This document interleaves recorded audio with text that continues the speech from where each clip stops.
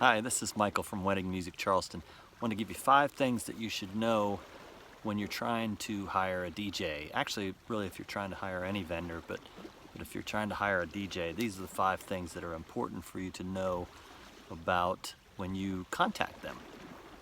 Here's one.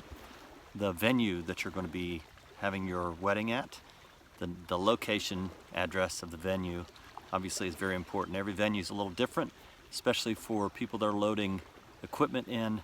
The venue is very important as to where there's parking and where there's power and all those kinds of things. So the venue location is important. The number of people that you're going to have at your wedding is very important for the kind of equipment that a DJ has to bring in, or a band.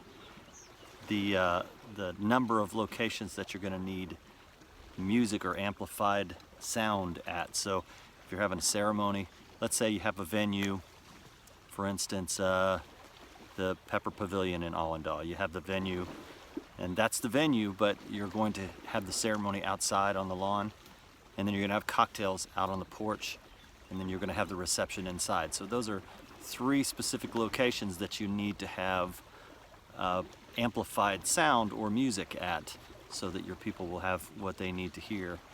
So the number of locations that you need amplified sound or music at, the number of people is important, and the number of hours that you're going to need start to finish. So let's say if you're going to be using a DJ, and let's say your ceremony starts at 4. If your ceremony's at 4, you're probably going to need your music, your musicians or your DJ to start at 3:30 so that people can be seated during the time.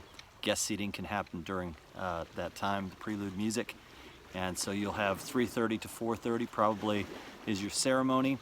4:30 to 5:30 will generally be your cocktail hour, the time that you're going to get your pictures made. And then you'll be introduced into the party at 5:30 and do your introductions and maybe your first dances, those kinds of things, and then do dinner. And then after dinner you will do maybe toasts and cake cutting. And then from there you're going to dance for a while, and then maybe do bouquet and garter toss in the middle, and then dance the rest of the night away until your big exit. So those are some things that you want to think about.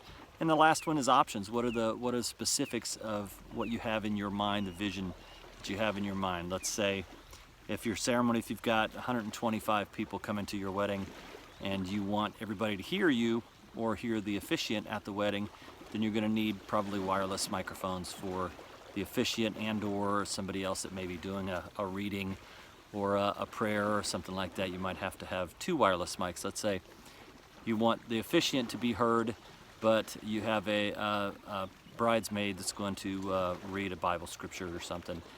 So generally the officiant will wear a lapel microphone or a lavalier microphone so that they can be heard.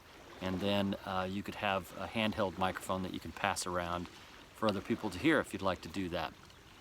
Also, you may want a projector, or you may want monogram lighting or uplighting around the room, or you may want dance floor lighting. We always recommend dance floor lighting because people seem to have a difficult time dancing under white lights. And so dance floor lighting is basically color wash lighting that allows people to feel comfortable dancing. It's not quite so intimidating to be out there under white lights. Some people don't mind, but there are a few that it may help them to feel more comfortable.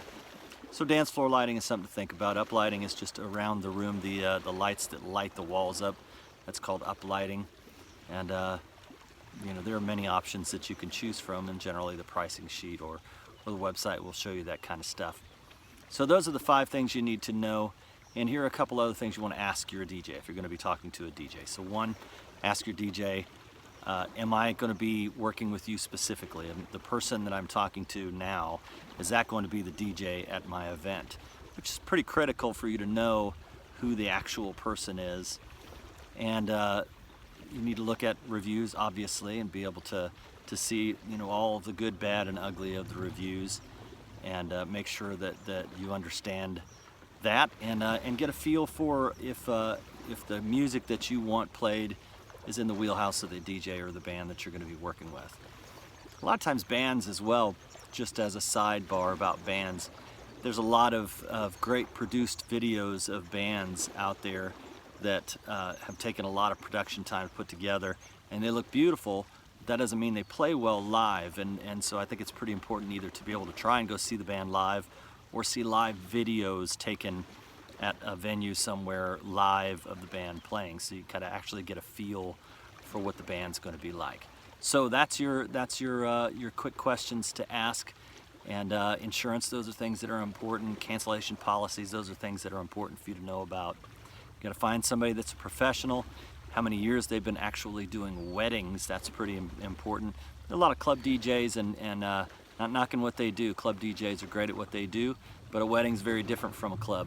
And so you need to understand what kind of wedding experience a person has, whether they can do all of those introductions and announcements, whether they understand the flow of the timeline, and all those kinds of things.